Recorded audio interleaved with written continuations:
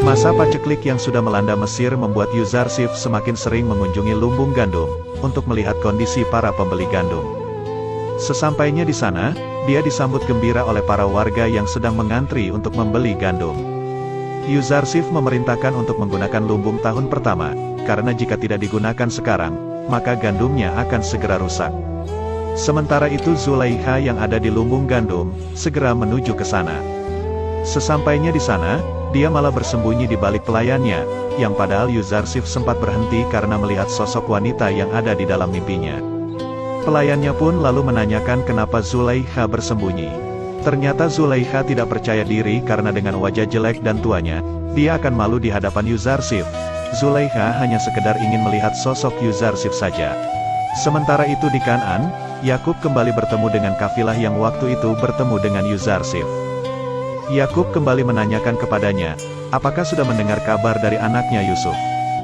Kafilah itu mengungkapkan, bahwa berkali-kali dia menanyakan tentang Yusuf di India dan Hijaz, tapi tak ada sama sekali yang mengenalnya. Yakub merasa entah mengapa, ia berpikir Yusuf ada di Mesir, sejak kafilah itu menyampaikan pesan dari seorang pemuda dari sana. Tapi kafilah itu juga menceritakan, bahwa sekarang di Mesir dilanda paceklik, dan untungnya sang bendahara Mesir yang bernama Yuzarsif, bisa mengatasi masalah itu, karena cadangan gandumnya yang banyak. Yakub mengatakan jika nama Yuzarsif itu mirip sekali dengan nama Yusuf anaknya. Akan tetapi, Benyamin berpikir, bagaimana mungkin Yusuf kakaknya menjadi seorang bendahara di negeri Mesir. Setelah tahu jika negeri Mesir dilanda paceklik, Yakub pun segera menyuruh Benyamin untuk berhemat bajan makanan, karena kemungkinan besar Kan'an juga akan dilanda paceklik. Melihat sungai Nil yang dulunya dialiri banyak sekali air, sekarang terlihat sangat kering, dan hanya menyisakan sedikit saja air di sana. Hal itu membuat beberapa warga sedikit tidak percaya, jika sungai terbesar di negeri mereka benar-benar mengering. Sementara itu para pendeta sangat merasa kesal, karena Yuzarsif berhasil menarik simpati kalangan orang miskin, bahkan kalangan pejabat Mesir. Anikmahu semakin khawatir, karena sedikit demi sedikit, Yuzarsif mampu menyingkirkan lawan-lawannya tanpa kekerasan sedikitpun. Salah satu pendeta lalu mengungkapkan, bahwa 1 tahun sudah berlalu, dan masa paceklik terus berlanjut. Jika mereka tidak membeli gandum, maka mereka tidak akan bisa makan. Anikmahu mengatakan, bahwa hal itu tidak usah dikhawatirkan, karena mereka mempunyai harta yang sangat banyak di kuil untuk membeli gandum nantinya. Para pendeta pun segera pergi ke lumbung untuk membeli gandum. Akan tetapi mereka sangat kaget, karena harga yang diberikan ke para pendeta adalah 3 kali lipat dari harga yang dibeli warga lain. Hal itu karena para pendeta dianggap sebagai orang kaya, berbeda dengan para warga yang lainnya. Para pendeta pun mengungkapkan, jika semua yang dimiliki oleh pemerintah, berasal dari Dewa Amun. Namun dengan nada menyindir, petugas berkata bahwa semua berkah ini datang dari Tuhan Yang Maha Esa dan Yuzarsif, bukan dari Amun. Bahkan Amun untuk mengenyangkan perut para pendetanya tidak bisa. Setelah dipermalukan lagi, para pendeta pun akhirnya pergi dan tidak jadi untuk membeli gandumnya. Setelah itu terlihat para pelayan Zulaikha, meminta gandum secara gratis kepada petugas. Namun setelah petugas melihat catatan, mereka bertiga adalah budak dari Zulaikha, dan Zulaikha lah yang bertanggung jawab untuk membeli gandum. Mereka tidak berhak untuk mendapatkan gandum secara gratis. Jika memang mereka mau minta secara gratis, maka Zulaikha harus memerdekakan mereka semua. Karena peraturan mengatakan, jika budak yang merdeka akan ditanggung oleh pemerintah, sedangkan budak yang bertuan, akan ditanggung oleh majikannya. Tapi karena petugas itu merasa kasihan, akhirnya mereka bertiga diberi sedikit gandum untuk beberapa hari saja. Para pendeta yang telah dibuat malu, menemui Anikmahu, dan mengungkapkan semuanya.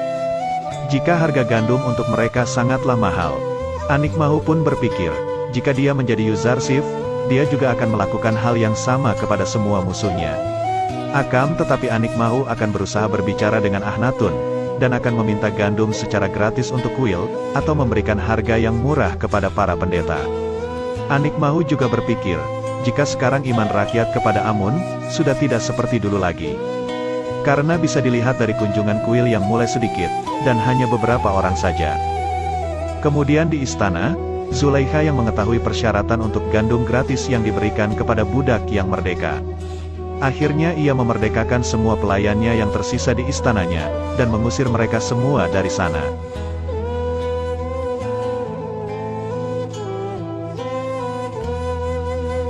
Pada akhirnya, para pendeta mendatangi Akhnatun dan mengungkapkan kekecewaannya terhadap peraturan yang diberikan oleh Yuzarsif. Jika para pendeta harus membeli gandum dengan harga yang mahal, mereka berdalih bahwa mereka adalah para abdi rakyat, yang tak pantas untuk diberikan harga yang mahal. Sang ratu pun mengungkapkan, bukankah harta Amun sangat banyak, dan harta itu bisa digunakan sewaktu-waktu.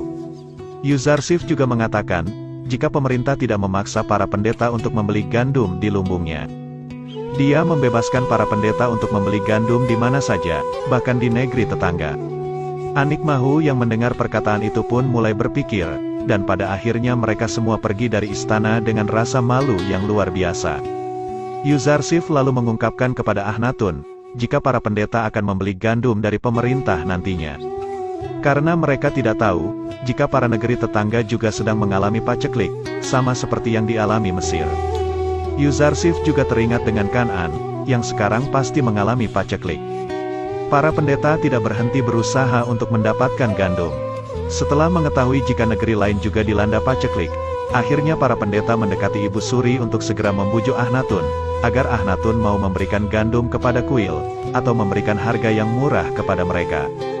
Ibu Suri pun mendatangi Akhnatun, dan marah-marah karena telah membuat para pendeta menderita, dan mengancam jika mereka semua pasti akan dikutuk oleh Amun. Akan tetapi, Akhnatun tidak memperdulikan semua perkataan dari ibunya itu, dan menyuruh pelayan, agar segera membawa pergi Ibu Suri. Setelah kejadian itu, Akhnatun pun berpikir, pasti para pendeta kembali menghasut ibunya, dan mulai saat ini Ibu Suri harus selalu diawasi, dan para pendeta tidak boleh untuk berhubungan dengannya. Para pendeta lalu melaporkan kepada Anik Mahu, jika usaha mereka mendapatkan gandum dari negeri lain sudah sirna, karena di sana juga dilanda paceklik seperti Mesir. Usaha untuk membujuk Ibu Suri pun gagal, karena Akhnatun tidak menghiraukan ibunya sendiri. Pada akhirnya Anik Mahu menyuruh agar para pendeta menggunakan harta Amun yang sangat banyak untuk membeli gandum di lumbung pemerintah.